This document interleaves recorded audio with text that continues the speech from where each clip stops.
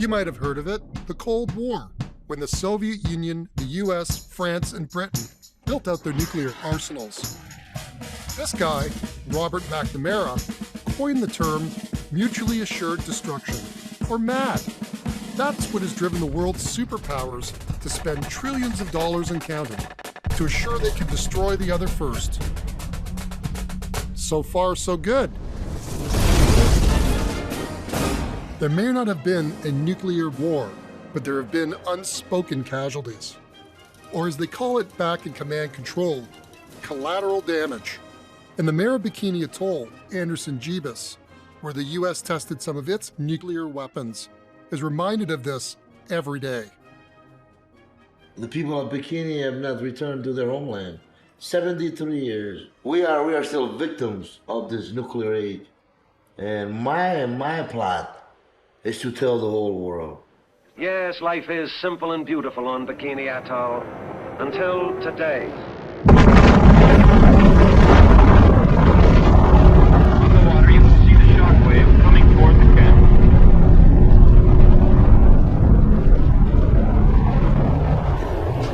Watch those palm trees before us.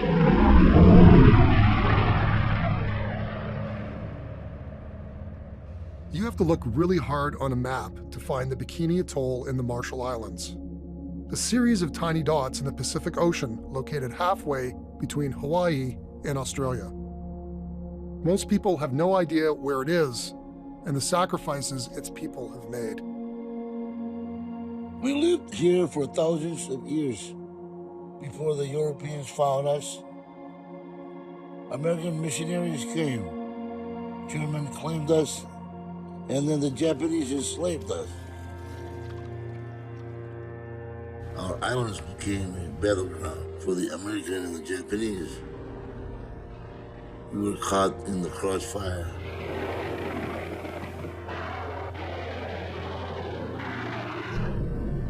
But it was the atomic bomb that changed our lives forever.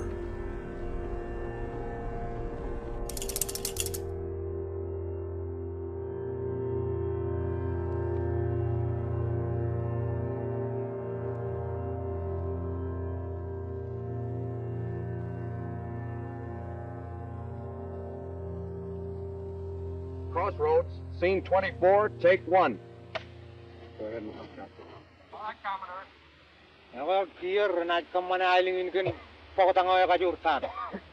All right, now, James, tell them that the United States government now wants to turn this great destructive force into something good for mankind.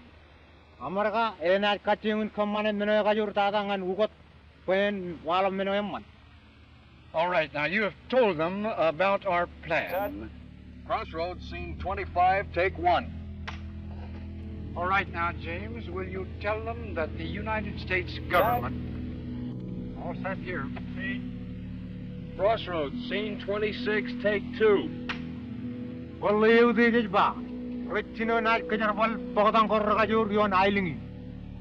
right, now, James, will you tell them that the United States government now wants to attempt to turn this great destructive force into something good for mankind, and that these experiments here at Bikini are the first step in that direction. Kalumur ko ran pangan John America Ewang nga ila de wurin pili e cholo bar joni on lo ala ko mi chabro jagi me wi pa imeron cholo jon pam na yo dai cholo jon pam range jon pam yo jogin bi pa America en bagen ke yor bane ko kana pai ke yang rutora ke me chap kan in mala ga mi no ke mi chaye ta we na ko no mani kan And they're willing to go everything in God's hands. Well, you tell them in King Judah that everything being in God's hands, it cannot be other than good. When asked to give up Bikini, Judah said, "Men of them European honey. Everything is in God's hand. But you really put the Bikinians in American hands.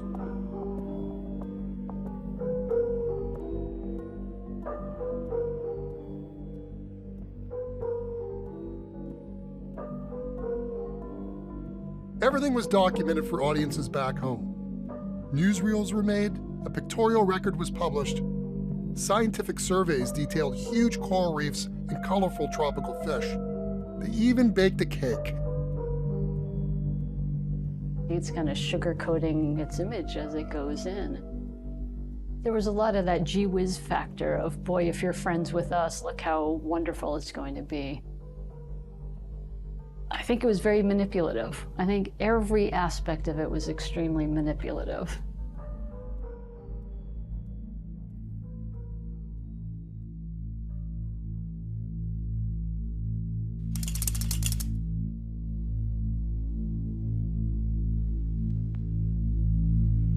The U.S. government promised us we want to learn about nuclear weapons and we want to testing on your island. And we can return you after we're finished and we will make sure you're okay.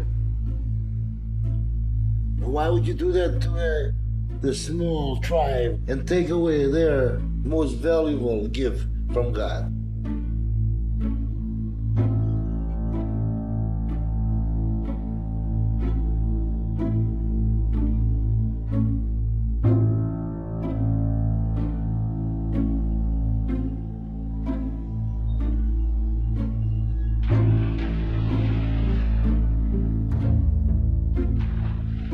I just feel like we were used because I can't imagine how they were able to understand the language and being forced into what they were about to get themselves into without knowing about the damage that was about to happen.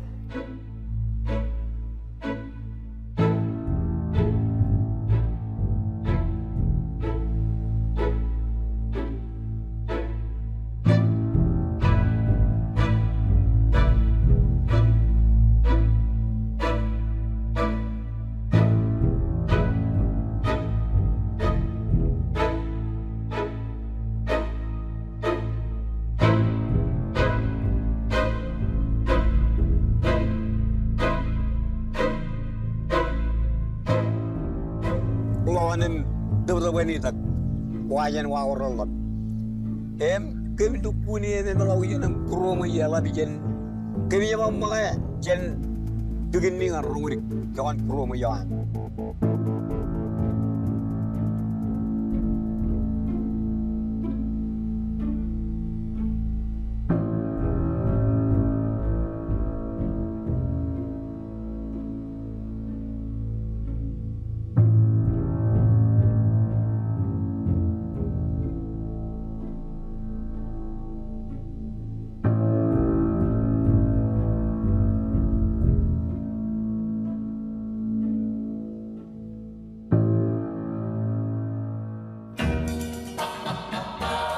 With Bikini emptied, the Americans set up shop. I want to be happy.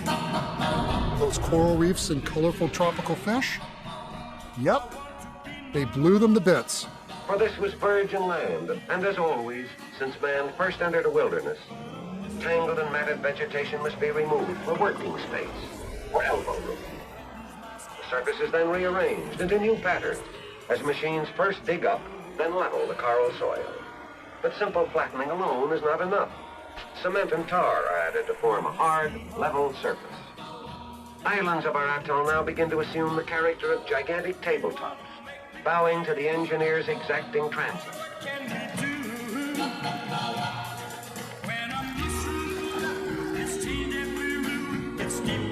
Thinking at home and at school.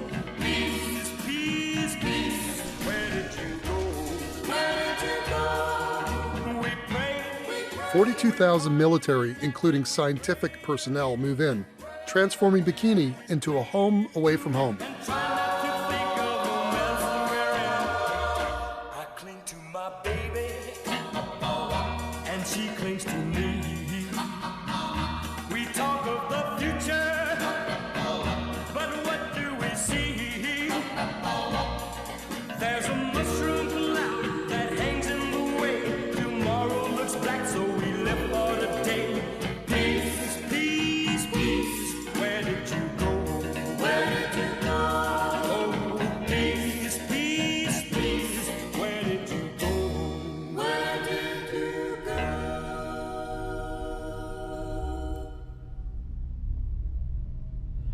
Major General Luton, Canada. Dr. Alexandra from Russia. Dr. Majorikov, Russia. The world was invited to witness Operation Crossroads. Military leaders, scientists, and reporters. Dr. Bienkowski of Poland. Even Bikini and King Judah was brought back to watch his island being nuked. Operation Crossroads was supposed to be 3 nuclear bomb tests. Able was the first. Crossroads, scene 1, take 1, A-Day first, USS Panamint. At Bikini, the Navy is preparing itself for the failure of the UN Atomic Energy Commission. On one hand, we're striving to save the world of a weapon which may set back civilization for centuries. On the other hand, we're training ourselves in the use of this very weapon. So we strive to save civilization, and we learn how to wreck it. All the same weekend. Racewing reporting.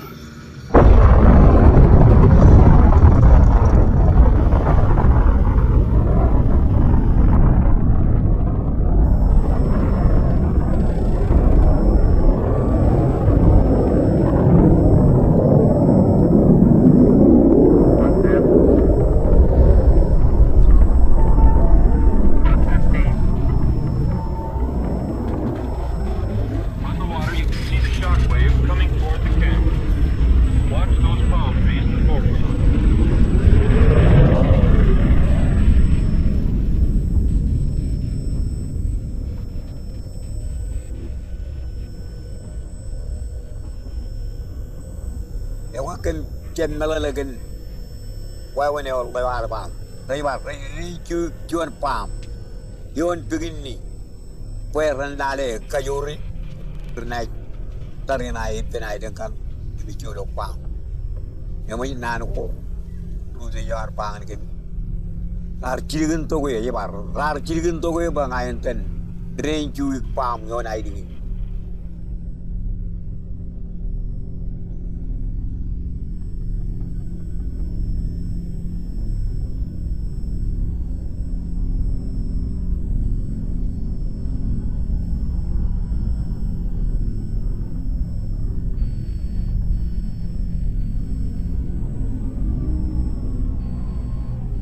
Okay, you know, you know, why when Pijawa are coming in, we don't get palm. Oh, you know, Canarium Kanan Keralok. Any pool Canarium Kanan Keralok. Kanan ready, I don't know, by current Jokaman Milo Kimchai, where will Clark Lodi.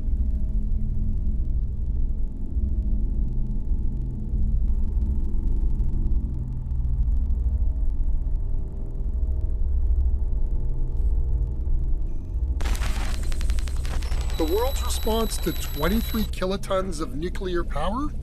A big shrug. The US hoped for a bigger payoff from their second test, this time underwater.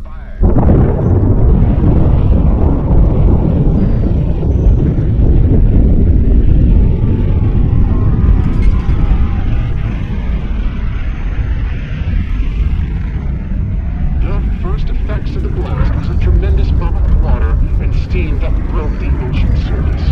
Then, a huge wave over 90 feet high rolled over the target and support vessels, as well as the islands of the atoll. Vast quantities of radioactive debris from the blast rained down on the target and support ships, islands, and lagoon. This unexpected outcome caused contamination. Dr. Glenn T. Seaver, Chair, U.S. Atomic Energy Commission. It was so disastrous, President Truman canceled the third test. Operation Crossroads was over. We must be fully prepared to protect our national security promptly and effectively in the event that we are attacked. We must defend ourselves against this new and elemental force or be destroyed by it.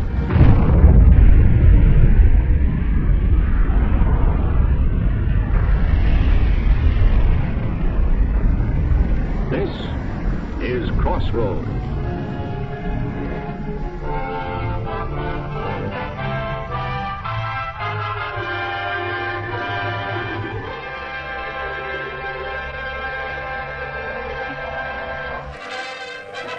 Back to Washington comes Vice Admiral William H.P. Blandy.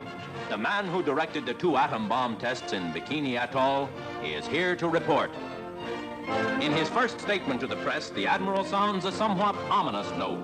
The Bikini tests, especially the second test, in which an atomic bomb was exploded underwater, have shown that the bomb is not only the most powerful, but the most insidious weapon which ever could be used, especially in naval warfare. I sincerely trust that a practical plan acceptable to all nations can be adopted to outlaw it. But if this is not done, at least the Crossroads operation will have given the United States extremely valuable information which should make her better prepared for atomic naval warfare than any other nation. Whether or not the atom bomb is to be used as a weapon of war rests with other nations of the world, not with Uncle Sam.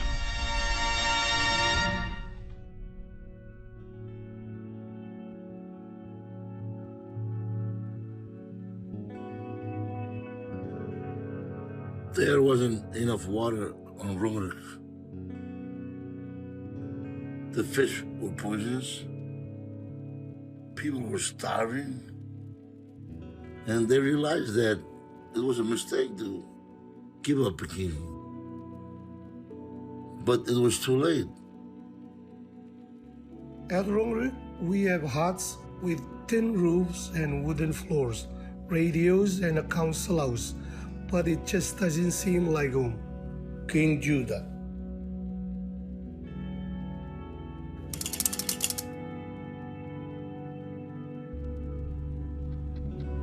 When we moved to the military base on Wasteland, life wasn't much better.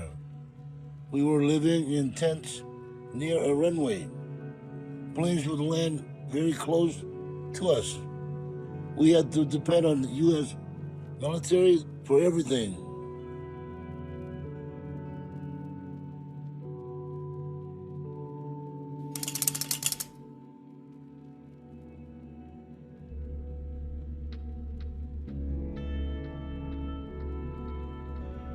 Kili wasn't the best choice, but it was our only choice.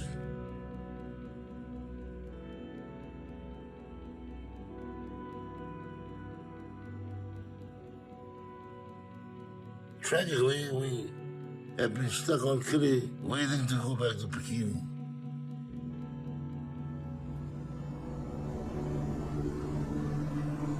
Right now, we're going to Kili Island, one of the islands in the southern chains in the Marshall Island. Kili Island is an isolated island with no lagoon, about an hour flight from Majuro, and there's no lagoon, only 3/4 of a mile wide and 3/4 of a mile long. Very, very limited resources.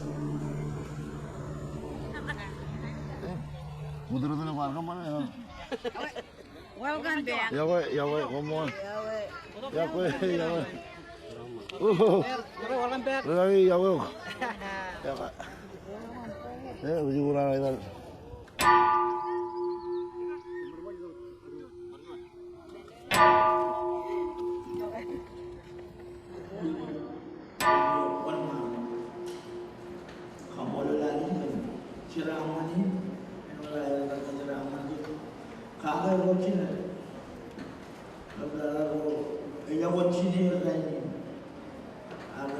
I live on Kili with my family.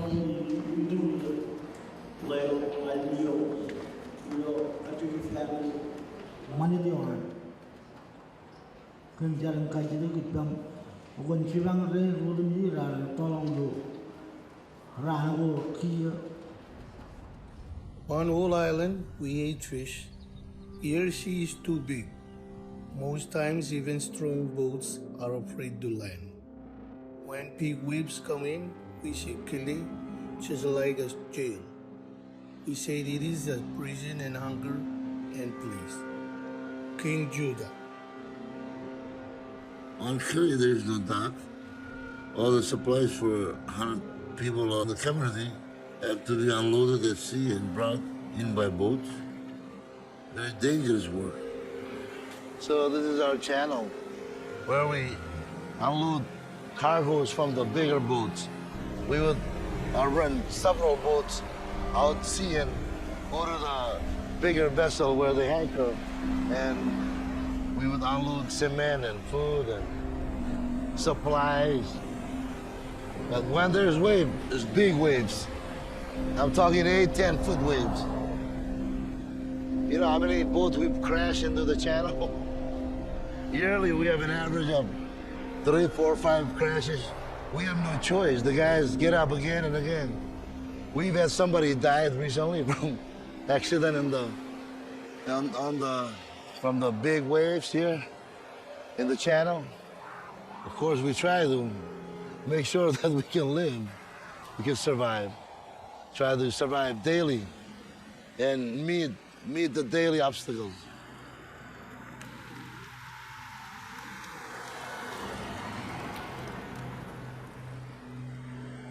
So this is our power plant. We have 3 engine generators here. We spend $935,000 a year on fuel only here on Kili.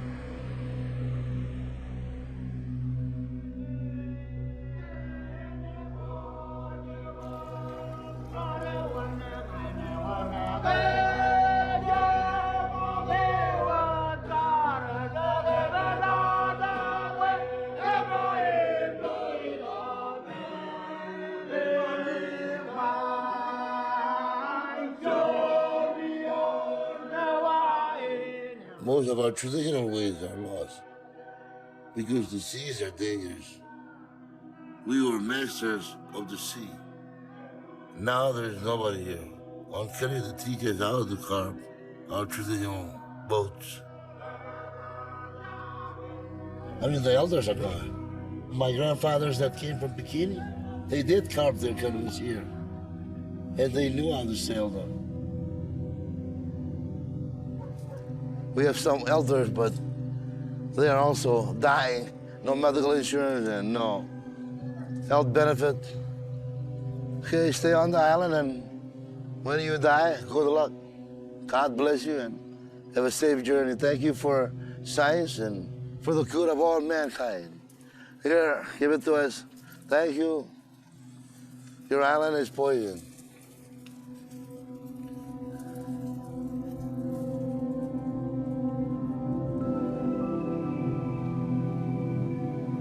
What strikes me is just how much of the culture is lagoon-centered. Everything from accessing the fish to teaching people how to sail canoes. And so when you move people from a whole atoll system that's built around the lagoon, like all the houses are on the inside facing the lagoon, because the lagoon is the place of calm, it's the place of food, it's the place of interconnectivity across the atoll.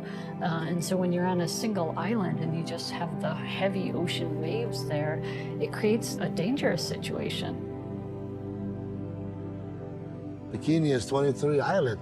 It's the second biggest lagoon in the Marshall Island, abundant with fish and clams and turtles and birds, coconuts, and you can name it.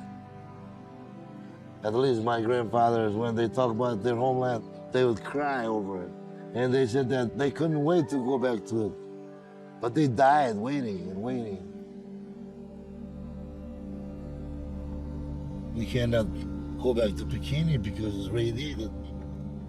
It's not safe to eat the food there.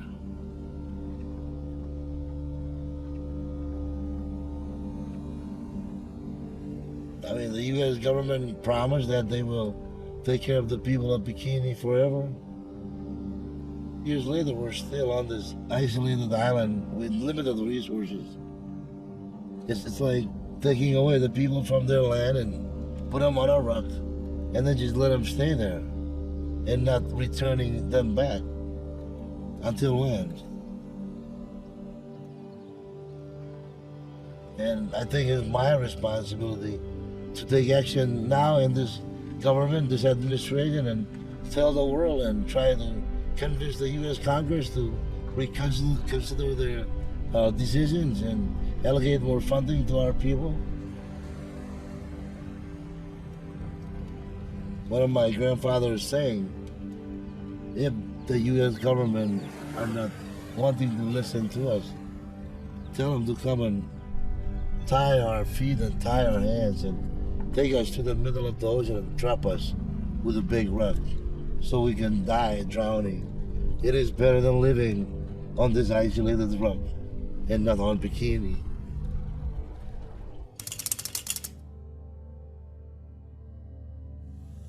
Truman's dramatic announcement that Russia had the atom secret caused state departments all over the world to stir. Run like a son of a gun. I don't know where I'm going to go, but... After Operation Crossroads, the world went nuclear. Just like the Americans, other superpowers exploited remote regions of the Earth to test their weapons. I feel like a soldier until the threat is gone. And if they drop the atomic bomb, it's gonna fall down and be fun. But me, I'm going to be moving, make room, I want to pass. I'm going to show the spaceship an awful lot of class. I'm going to run like a son of a gun. I don't know where I'm going to go, but I'm really going to run. Oh, run like a son of a gun. The biggest was equivalent to 10 times all of the explosives used in World War II. At the Sahara Proving Grounds near Ragan, France tests her second nuclear bomb. Talk about atomic submarines and the guidal missiles too. If they can do 1,000 RPMs, then I can do that too. Oh, I'm gonna run like a son of a gun. I don't know where I'm going to go, but I'm really going to run. Now I'm going hard like an... In the Australian desert, 400 miles from the nearest city, radiation detection devices are put in place as 0 hour approaches, and cameramen focus on the tower for the big blast. There she goes.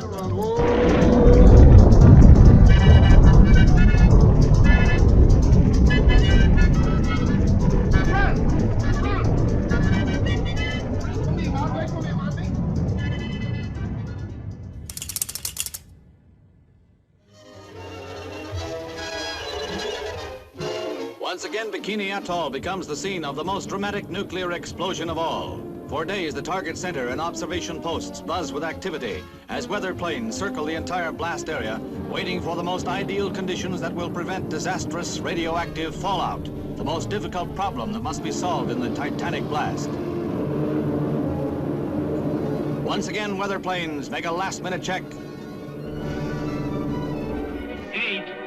7, 6, 5, 4, 3, 2, 1.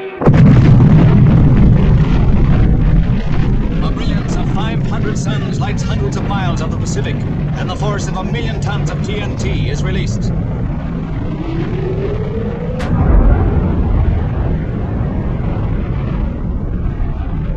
"15 seconds later, the light is still unbearable. Observers may well squint, for they may have witnessed a prelude to world destruction." For the day of shot number 1, the meteorologists had predicted a wind condition which should have carried the fallout to the north of the group of small atolls lying to the east of Bikini. The survey aircraft carefully searched the area and reported no shipping. The shot was fired. The wind failed to follow the predictions, but shifted south of that line, and the little islands of Rongelat, Rongerik, and Uterik were in the edge of the path of the fallout.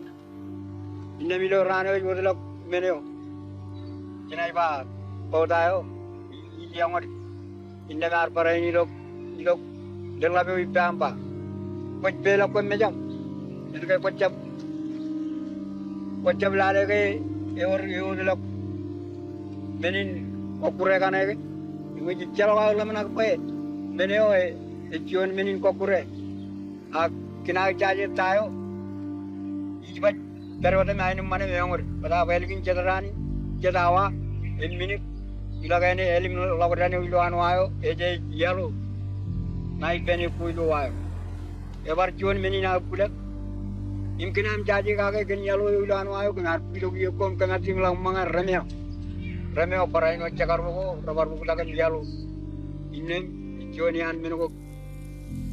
fallout was studied in the classic way, the high yield plus a wind factor caused contamination of distant populated atolls. providing a completely new source of study on these effects and showing graphically the tremendous area of contamination from a high-yield surface burst. The U.S. weather folks who were working at the time knew that the winds were headed towards an inhabited atoll, and they knew that the power of this test would carry radiation that far. And the U.S. government purposely decided not to relocate that community before detonating the test. The people testing these bombs knew that the people of the Marshalls depend entirely on rainwater for their drinking water. There are no rivers or well waters that you can drink in the northern Marshalls. Yet no warning was given that rainwater would become contaminated after these shots. They waited. They waited 3 days to evacuate Rolla. 3 days is a long time when your atoll is irradiated. The 66 Marshallese evacuated by destroyer arrived late in the evening of March the 3rd. These individuals had taken numerous showers and prolonged washings with saltwater sprays while aboard the destroyer. Clothing was not removed for showers and washing. Robert Sharp, U.S. Navy.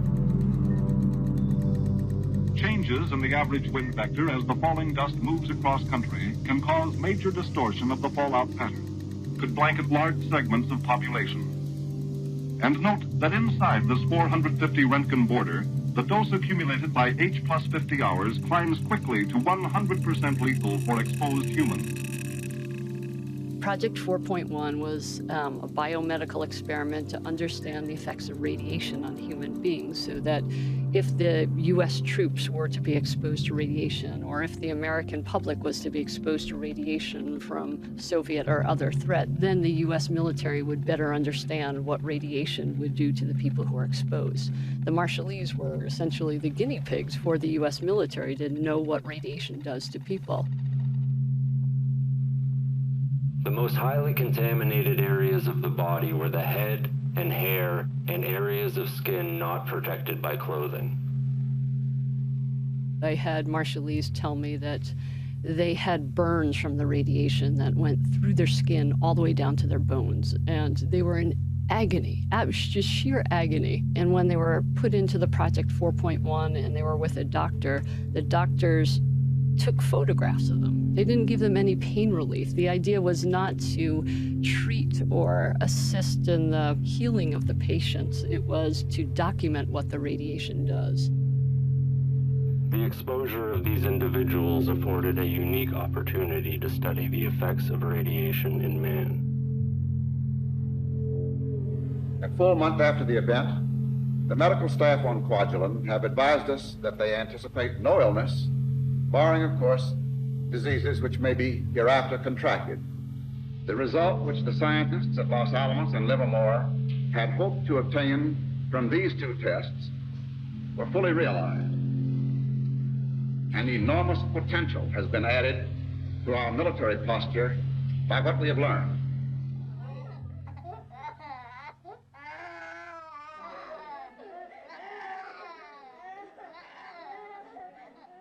And so the U.S. government enrolled the people who were exposed to radiation from Bravo in this top secret medical program without explaining what the program is, without asking for consent from any of the people. Despite the Bravo disaster, the U.S. accelerated testing in the Marshall Islands.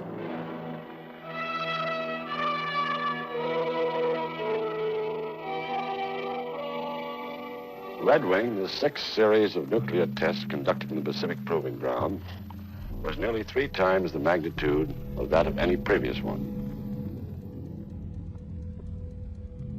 Red Wing was a 17-shot operation, the most ambitious ever conducted at the Eniwetok Proving Ground.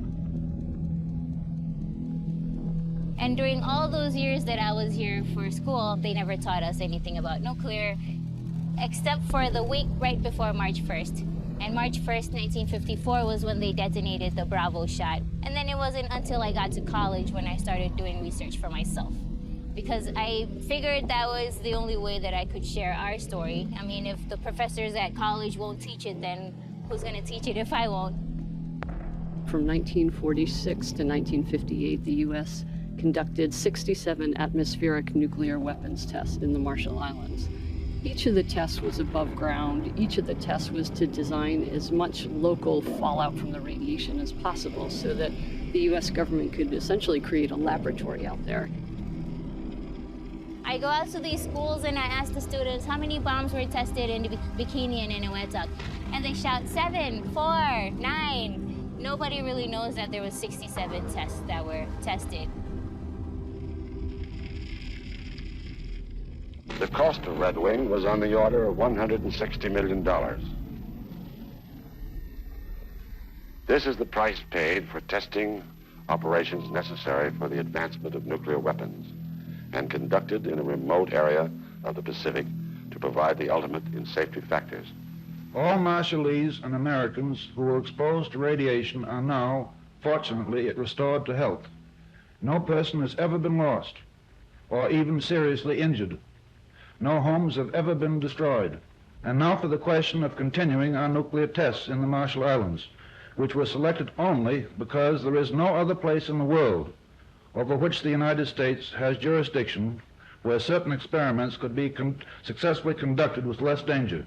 It must be clear to all, except those who wish to curry favor with the communists, that we have no choice. We must continue to do our best to produce devices which will prevent the free world from being overrun by the communists.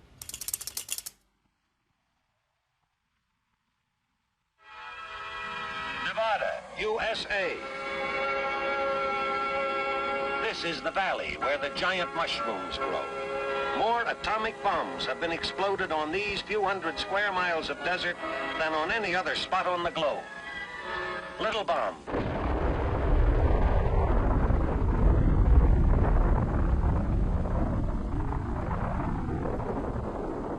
Big bomb.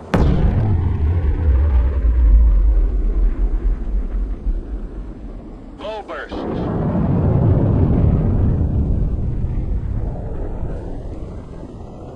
And high bursts.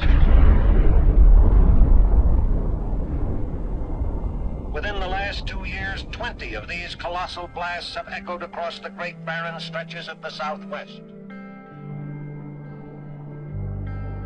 The destruction and devastation from testing massive nuclear bombs was conveniently hidden far off in the Pacific. The U.S. saved the smaller, less lethal bombs for the Nevada proving grounds. Near Ground Zero, precautions were taken. But outside that region was another story. 640 square miles of desert and mountains, 65 miles northwest from Las Vegas, set in some of the loneliest acres the world has ever seen. We've been here for 25,000 years. We have Northern Shoshone, Eastern Shoshone, Goshute Shoshone, Western Shoshone, and Shoshone Bannock. We are actually, in our own language, Nua, the people. Our turquoise was found in the eyes of the Aztec and Maya kings in their burials.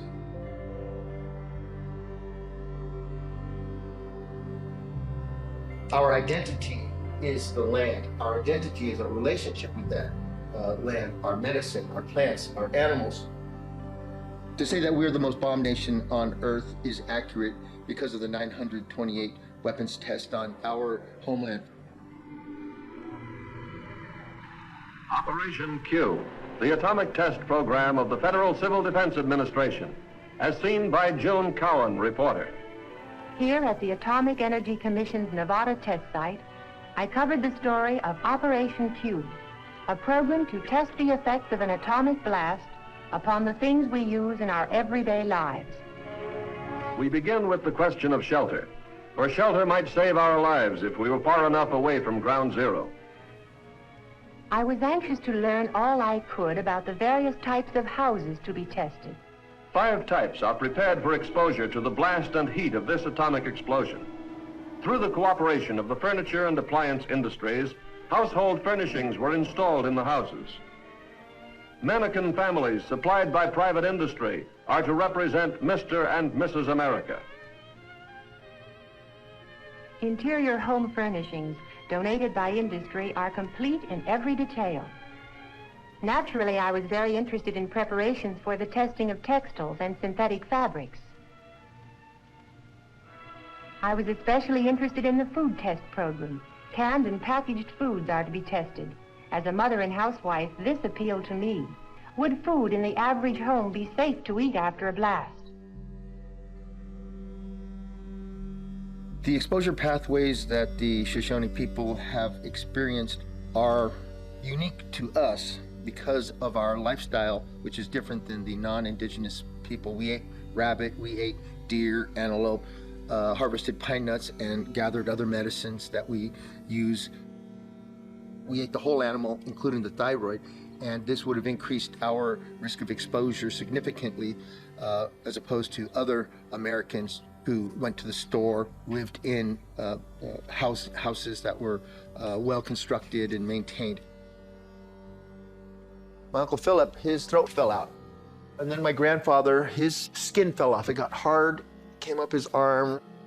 My first cousin had twin daughters. They both died at 11 years old from childhood leukemia. On the silent desert, the test objects waited. H minus 10 seconds. 9, 8, 7, 6, 5, 4, 3, 2, 1.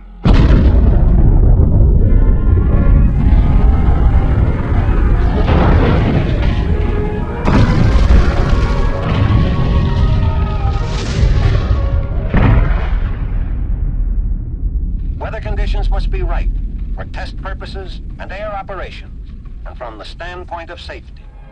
The next day, after 0 hour, we see the reason for this concentration on the weather job. We see its relation to the huge fact which remains after every nuclear detonation, the atomic cloud, the towering, angry ghost of the fireball.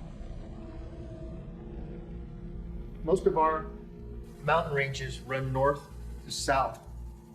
And so the fallout would come straight up this way into our community. The atomic cloud, like a giant vacuum cleaner, has sucked up dirt and debris from the Earth and is full of radioactive particles. Is it dangerous? Yes, right now it is. You wouldn't want to go into it, but neither would you deliberately walk into a blazing fire. You have to use common sense. The fallout came and it rained. It rained in North Dakota. The cows ate the grass. They milked the cows and they shipped it to the inner cities. And it just doesn't end at the border there. And the fallout maps that were produced by the National Cancer Institute in 1997 show the radiation stopping at the northern border of the United States. But the radiation, in fact, went further and around the world. Cold War testing has left a legacy of environmental contamination and little accountability. Communities in the United States Southwest fight for compensation and cleanup, as do the people in the Australian outback. And forgotten places in Kazakhstan, French Polynesia, and Algeria. أنا منسية القضية هذه تماما، منسية تماما، نحبوا المسؤولين تاوعنا الله يعمل مولانا ينصرهم في الوقت الحاضر ينوضوا يقوموا بالصح ويحاسبوا فرنسا اللي راهي دارت أكبر جريمة في العالم. The Cold War meant big business, and the cleanup after it is shaping up to be even more profitable. Port Hope was built around a plant that processed uranium, the fuel used in US nuclear bombs.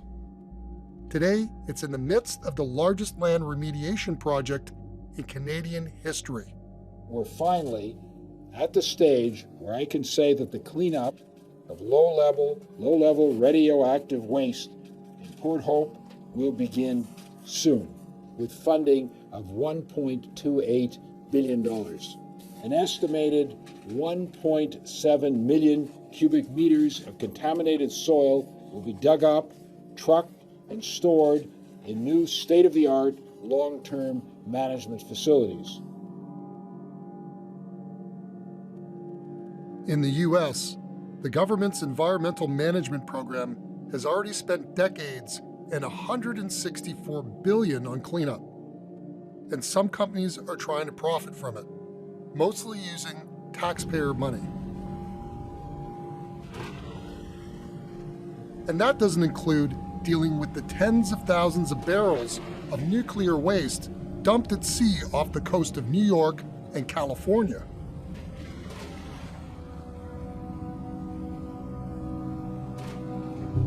But don't worry, the US didn't dump it all there.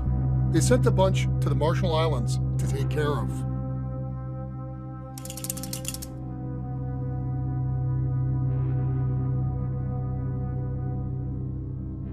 When the United States was done with the nuclear testing in the Marshall Islands, the United States bulldozed all of the topsoil, all of the trees, everything that was left after the detonations into one of the craters that was left behind from one of the nuclear tests, mixed with cement and capped and left there.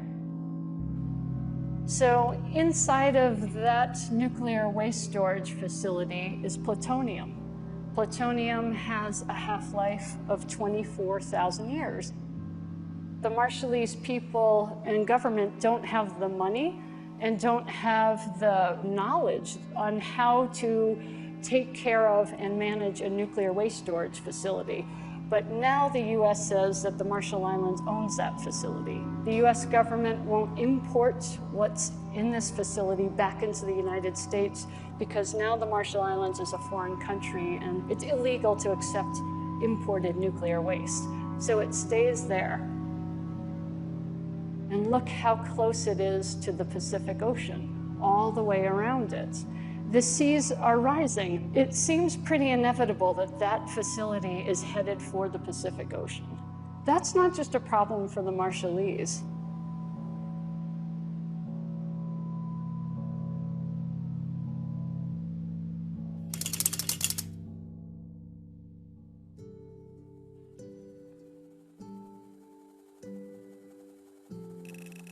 It has been greatly satisfying to my fellow commissioners and me to take part in the decision announced by President Johnson to return the Bikinians to their atoll. It has been just over 10 years since the last nuclear test took place at Bikini on July 22, 1958. The intervening years have brought remarkable recovery on the islands, as AEC-sponsored research teams noted in both 1964 and 1967. The team which visited the atoll in 1967 included radiological and health physicist and marine biologist, a tropical agriculturalist, an anthropologist, and representatives of the Pacific Islands Trust territories of the Department of the Interior. 8 of the most highly qualified experts available were asked to review the survey material. After meeting with the members of the survey team and examining their reports, these consultants reached the unanimous conclusion that it would be radiologically safe to allow the Bikini people to return to their home atoll.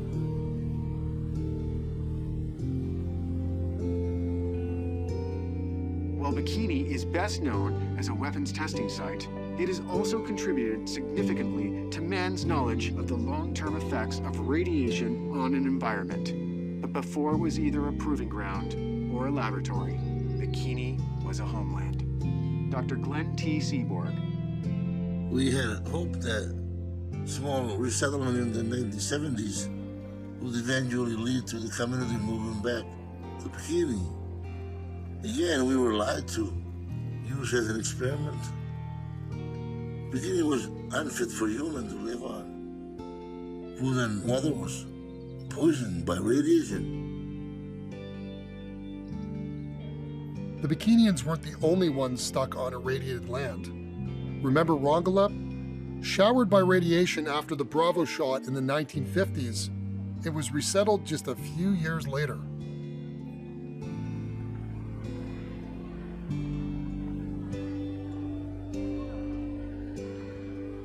So the US government was coming every 6 months to check the blood levels, to check the platelet levels, to track the amount of radiation. And the US was monitoring, yes, these bodies are collecting more and more radiation, to the point that the people from Bikini Atoll had ingested more cesium than any human population known on this planet to this day. And the US was tracking these increases and studying it, and knowing that the radiation was harmful, but that harm to the Marshallese was not as important as securing the military information that came from this.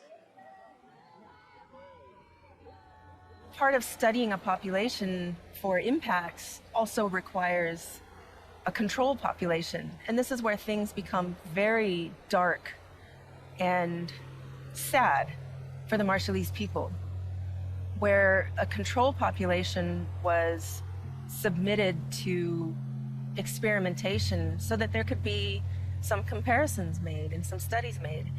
But I think we have to look and see who was in charge of this, and it was the Brookhaven National Laboratory in the US. And I mean, just on the face of it, it doesn't make sense for a laboratory to be in charge of healthcare. It became apparent that significant thyroid irradiation had occurred from radioiodines.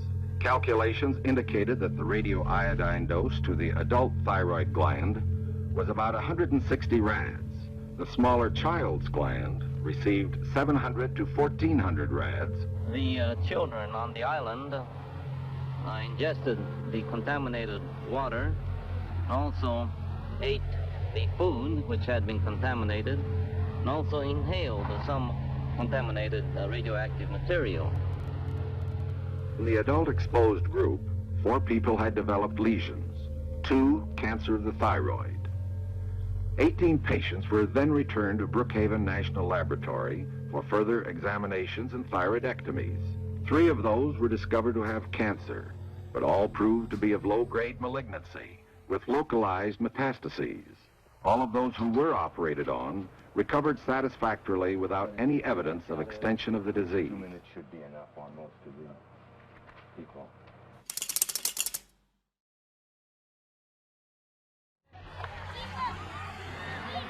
The 1968 analysis tragically underestimated the radiation contamination by a factor of 100, so that residents who returned to the atoll wound up leaving by 1978.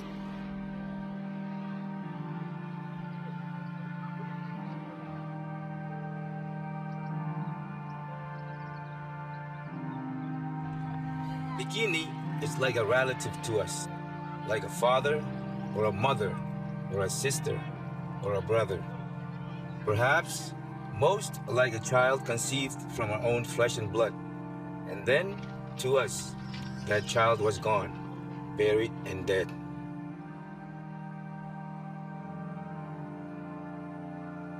And our ancestors died on the run.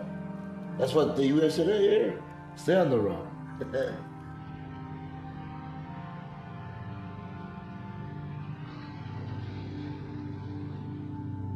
With their land contaminated and regions impoverished, many Marshallese are leaving for a better life in the United States.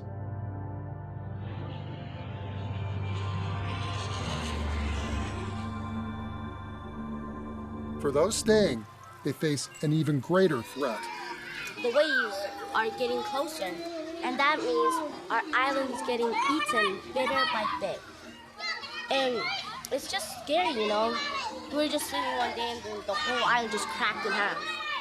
That would be miserable. As you can see right here, the tree right there at the shoreline, it's almost fall down now. But back in like 15, 20 years ago, there was also trees at the back of that tree. So we used to tell stories and have all these kids come and eat their lunch there. But right now you can see it's all filled up with rocks. And the last tree standing here is almost fall down now. So it's like 15 or 20 years ago. And the shoreline is almost gone. And I hope the sea level is really coming up. And maybe some days we will never see this building standing here anymore. So we believe that we're really affected by this climate change and the sea level rise. They're trying to patch the vulnerable area where the water comes inland when we have sea rise level. And so we're trying to patch this area up just temporarily, hoping that we can get some funding to make a seawall. In this time of climate change and global warming, it does really affect us. During the months of January and February, it causes flooding to go 3/4 of the island, while we have a large wave pounding the island. And then kills all the crabs.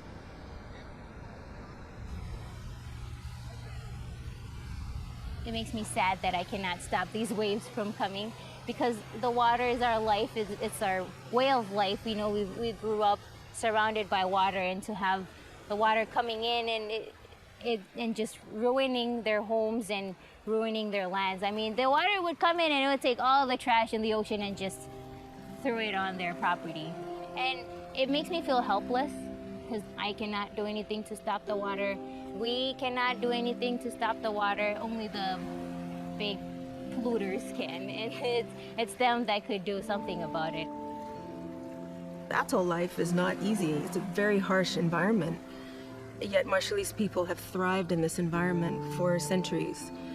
So while the U.S. nuclear testing program created victims, it also strengthened resolve and strengthened resilience of Marshallese people. And so we wanted to be very clear that while we were still addressing harms and impact and damages and injuries, it didn't make us victims. It wasn't a way that we wanted to identify ourselves, that we are resilient. We're still here and we're still fighting for justice. Greetings on this historic occasion to our friends in Micronesia. For many years, a very special relationship has existed between the United States and the people of the Trust Territory. Under the trusteeship, we've come to know and respect you as members of our American family. And now, as happens to all families, members grow up and leave home. I want you to know that we wish you all the best as you assume full responsibility for your domestic affairs and foreign relations. As you chart your own course for economic development, and as you take up your new status in the world as a sovereign nation, we look forward to continuing our close relationship with you in your new status. But you'll always be family to us. The flag of Marshall Islands.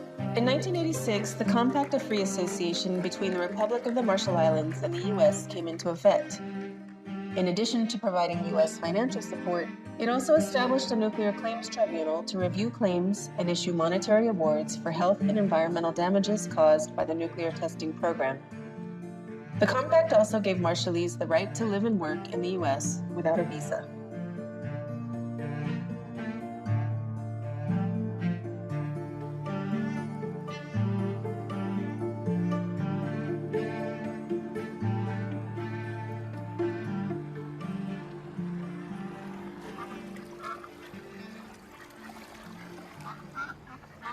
I grew up in Metro, Marshall Island.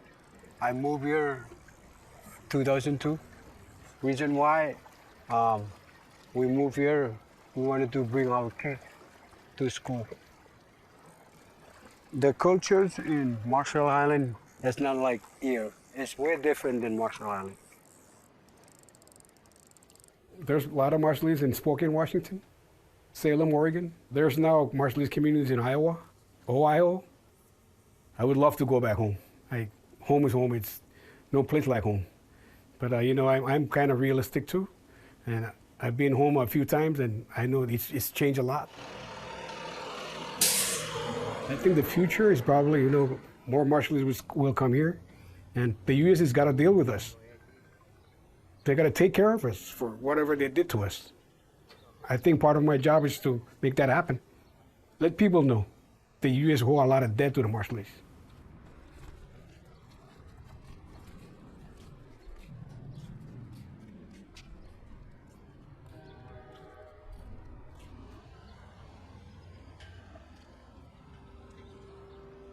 If you really go back and look at some of the photos of our ancestors, some of the most healthy people you would ever see, with rarely any body fat that you can see on them. They basically toil the land. They went fishing all the time. There's no refrigeration. So everything was fresh. You got your fresh breadfruit, and you got your papayas and your taros. After the nuclear weapons testing program in the islands, we were told that it was safer for us to eat all these preserved canned goods that were coming from the United States, so we don't eat the radioactive materials in our food crops. If you look at the food sources now, the typical Marshallese diet is the Spam and the corned beef and the chicken in a can and all the vegetables in a can. The chronic conditions that we've developed over the years, prevalence of diabetes, high blood pressure, cholesterol issues, heart disease, a lot part has to do with the diet.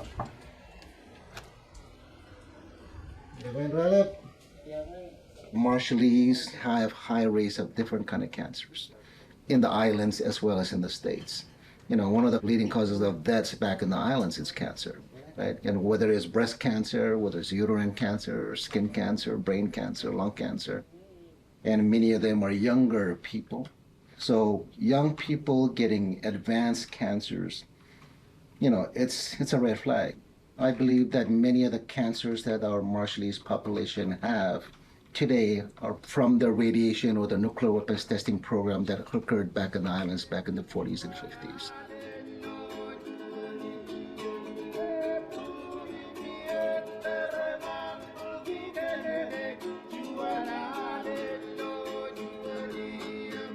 Mayor Jebus and his council arrive in Springdale, Arkansas, on their way to meet Congresswoman Katie Porter in Washington, D.C.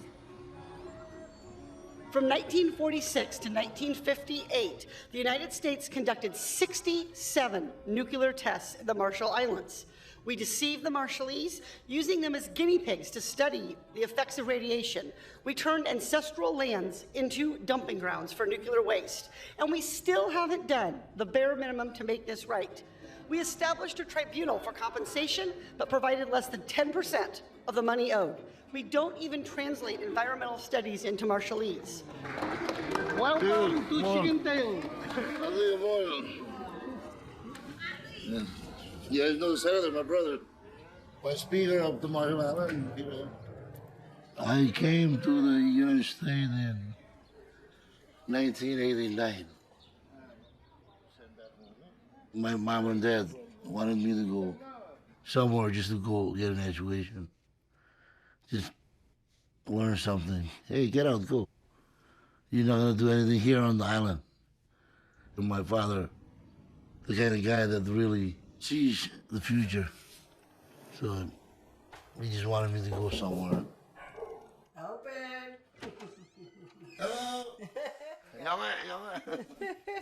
You know, Manolo.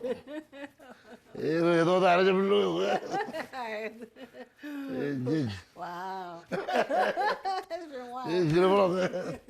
Nathan was a good mother figure to us. Me and Nixon and my other cousin that live in Springfield. When we first came into Springfield in 96, we were not knowing where we were going. So there was like 30 of us living under their house for like 2 weeks. 3, 4, 5 families, including 7, 8 of us coming from the Marshall Islands trying to find a new or a place to stay. Oh, this is one of those days in Reed, you know, we were barbecuing every Sunday. We would pack the cars and we will go to Reed. 45 minutes from here. Reed, Missouri. Look at It was he was so skinny. He didn't go to college. He went to high school, and then you know, from a factory worker to a mayor. I was going, wow! I'm so proud of him. I didn't want to become a mayor. I wanted to be a baseball player.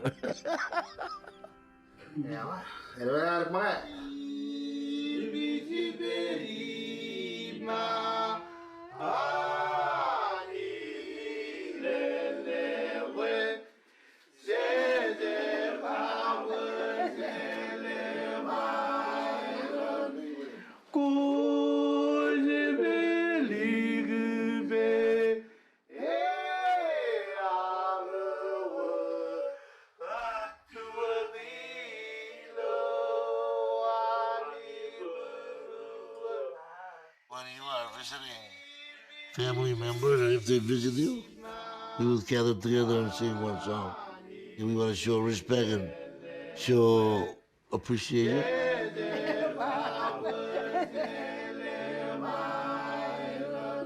They're my sons, I call them. They're my sons, you know, all of them.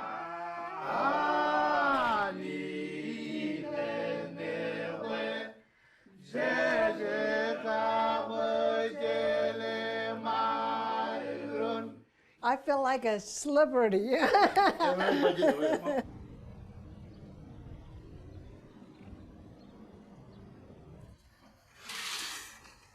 ¿No? ¿Llegaron? Por what? Okay, I think we can go. The church. A lot of churches here. You know, they back in the days, in the 90s, when they were starting to come here, there was only one church. The religion does not change. The more they're away from their homeland, and it seems like the more they go to church. Back home, the church is also strong. I guess the faith is what keeps them going. Like here in the Deep South, it's the Bible Belt. So many churches, and these are almost like symmetry to the Marshallese people. Marshallese are churchgoers. So when the people here start knowing that we are churchgoers and we are legal here, and what happened in the Marshall Islands, and they start embracing us and welcoming us here.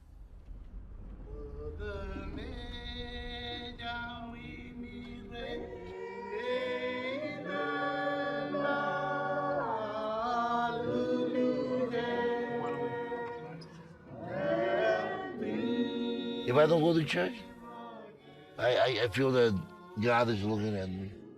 And I'm afraid, oh man, how I can be successful in my vision to take my people to their promised land. After 76 years, they live in exile. I cannot get there because I myself do not believe. So my behavior and my thoughts and my act are important to my faith.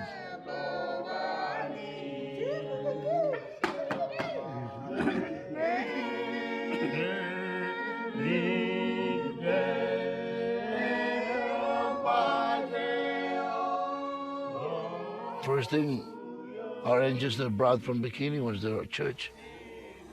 Relocating from Bikini in 1946 to Roanoke, first thing they take is the wooden part of their church so they can rebuild in Roanoke.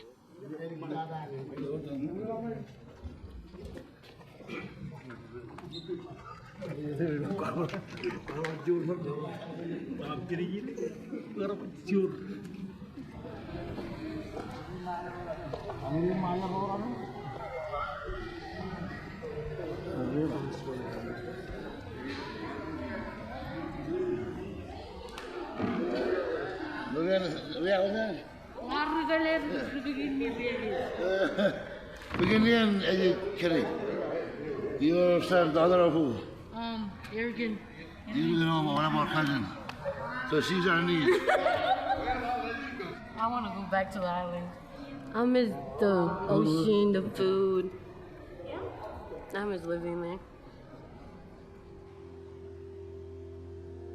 By the late 2000s, the Nuclear Claims Tribunal had issued property damage awards for Bikini, Eniwetok, Utruk, and Rongelap atolls totaling close to $2.3 billion. Of that, just under $4 million has been paid out to Eniwetok and Bikini. Nothing has been paid to Utruk and Rongelap. At least 10 more claims from 10 other atolls are pending. The Nuclear Claims Tribunal suspended payments in 2009. By law, it still remains open to receive claims, but it's not operating due to a lack of funding. The economic provisions of the compact are set to expire in 2023. Meanwhile, the lease on the U.S. military base in Kwajalein Atoll where the U.S. tests ICBMs, is signed through 2066.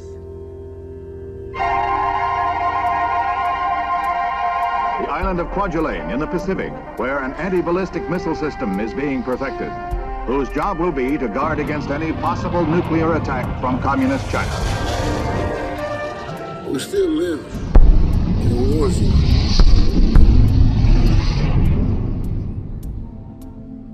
It's not the first time for Bikini delegation to come to Washington, D.C. I'm the 4th senator. Mayor is the 5th, 6th mayor. All we want is our fair share. And I don't know why they can't reconcile with us. It's just funny that we have to keep coming back, trying to talk to people, congresswomen, congressmen, senators. China is opening their hand to us. They want us to give Bikini to them, to take care of the people of Bikini. This was over 2-3 years ago, but because we still want to continue to wait for the promise that was made in the 1946 to our people, and hopefully this is it. If it's not, then when?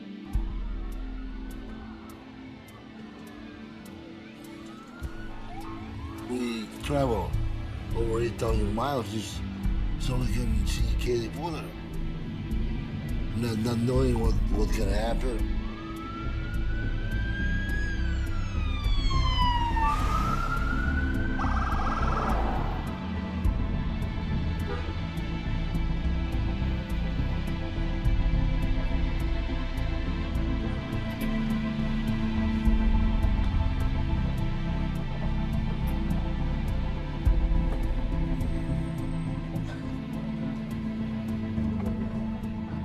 Traditionally, the representatives of the individual atolls have gone directly to the U.S. government. So Mayor Jibas is the mayor of the Bikini Atoll, and so the local governments work with the national government.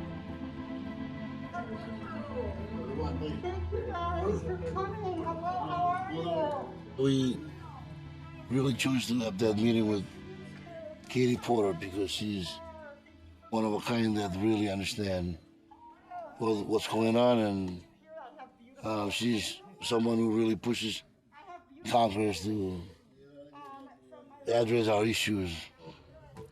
Looking up your crown. Oh, yes, this one is colorful. That's your crown. And these are my favorite colors. Did you know You're that? going from Congresswoman to a queen now. I don't know about that, but First thing we would want to ask is that we can get infrastructure works into our island, dock and runway and funding for power plant, new power plant.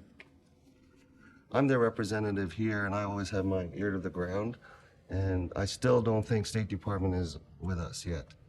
We want them to listen, but also try to resolve these nuclear issues, because all of those issues are really interrupting their culture, their traditions, and if that's not addressed in this particular go around with the compact, I think the people will be very, very frustrated, not to even mention that they don't have enough resources to survive on Kili and other places that they are. They live like as subhumans, here and in the Marshall Islands. I don't think state has fully gotten the message yet. Yeah, but I think Ambassador Yoon is going to help lead state he's going to reset. So I just encourage you, we're going to hold everybody accountable to negotiate and to listen and to be in good faith. But I think that Ambassador Yoon is starting in a much better place.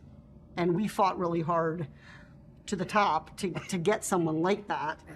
So he's still listening, he's still learning, but I think he's setting off on this process with a much better mindset and a much better place. And I'm hopeful that the compact negotiations will be much more productive. I don't think we're there, but I think we have a path now that we did not have before. Thank you guys. I really appreciate it. Thank you. Actually, I unfortunately cannot wear this to my hearing, but I really think it would send the right message to the bad guys. Don't you? So I will take this back, but thank you so much. All right. Jacob, thank you. Sir, thank you. Good bless the rest of the week, gentlemen. Thank you for very traveling. much. Thank you. Thank you, guys. Good job. We'll be meeting with other staffers and members of Congress to relay the same message tomorrow and the next day.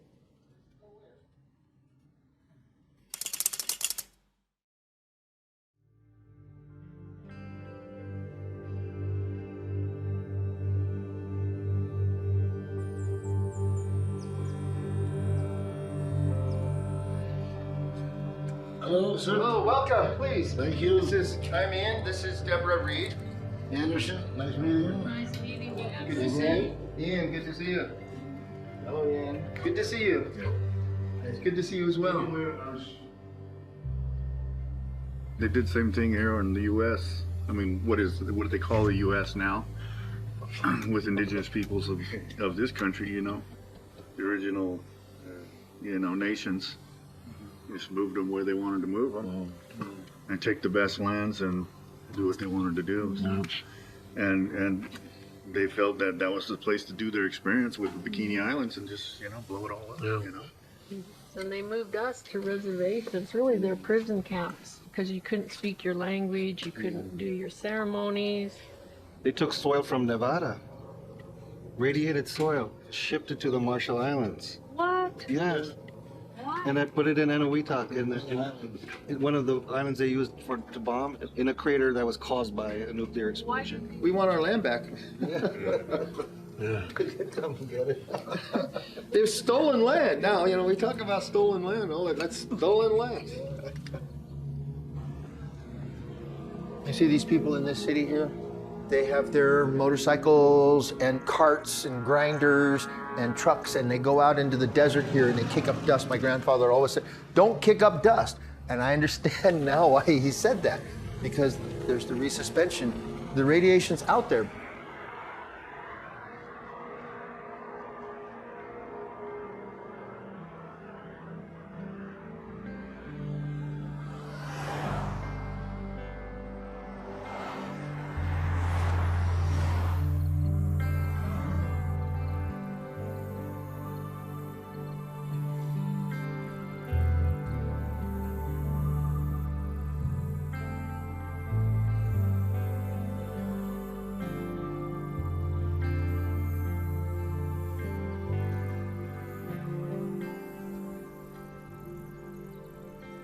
Pauline, this is Mayor Anderson, Jabas, and the KBE Council of the Marshall Islands. They came to meet us, and they have similar experience with the nuclear weapons in their country, which the United States has contaminated.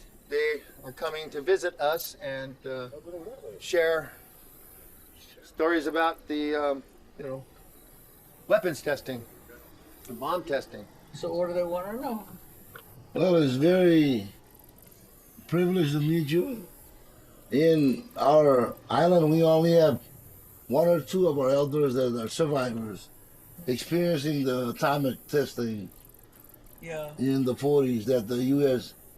did to our island. So to be here to meet you is overwhelming because you're one of the survivors that have been there and seen it all. Due to the testing? Due to the testing. And we are going through the same similar problem after the testing. With the government? With the U.S. government. We're trying to seek their attention and support. There's 147 of our grandmothers and grandfathers that relocated from our homeland in 1946 from their homeland to another island. Today there's only a few of them left. We are grateful to also learn of your story and to know that you're also alive today. Well, our people wasn't all located just in one area. They were miles and miles and miles apart. And even hundreds of miles apart that got affected by it. We weren't aware of what was going on. we could see all the clouds going up in the air from here. I don't like to dwell in the past, you know. What has been done is done. That's how I was taught to believe. And like they say, you know, you don't forget, but you can forgive. And that's what I try to do with the United States government. I like the word, it's powerful. Forgive. We will forgive. But we will not forget. Yeah, you know, the situation that we're in with all the climatic change and all that. I take an awful lot of that, you know. What am I going to do? What is your elevation? It's 3 feet at the max. The island. Just 3 feet. Yeah. Above sea level? Yeah, 3 feet above sea level. 3 feet. Wow. Oh, we're below. Yeah. That's scary. Yeah. But it helps, you know, it helps. You know, to be respectful and to accept what's going on and to do what you can do, you know, for yourself and for Mother Earth. It's hard to believe that after decades of testing death and destruction, the world is once again on the brink of nuclear war. 1, be calm. 2, get under shelter. 3, don't run. Obey your air raid warden. Кто бы ни пытался помешать нам, а тем более создать угрозы для нашей страны, для нашего народа, должны знать, что ответ России будет незамедлительным и приведет вас к таким последствиям, которыми вы в своей истории еще никогда не сталкивались. So there's been a nuclear attack. Don't ask me how or why, just know that the big one has hit, okay? So what do? Unfortunately, this isn't a comedy sketch. It's an actual public service announcement released by New York City officials in 2022. Windows. Have a basement? Head there. If you don't have one, get as far into the middle of the building as possible. All right? You've got this. You've got this. You've got this. What are you supposed to do when you see the flash?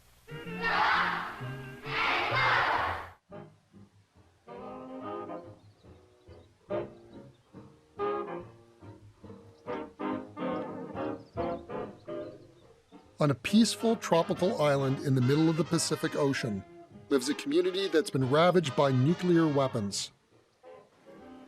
Hostages of history and a microcosm of where the world is headed. Their story could one day be our story, too. I mean, think about if it happens to you, your family and your country. What would you do?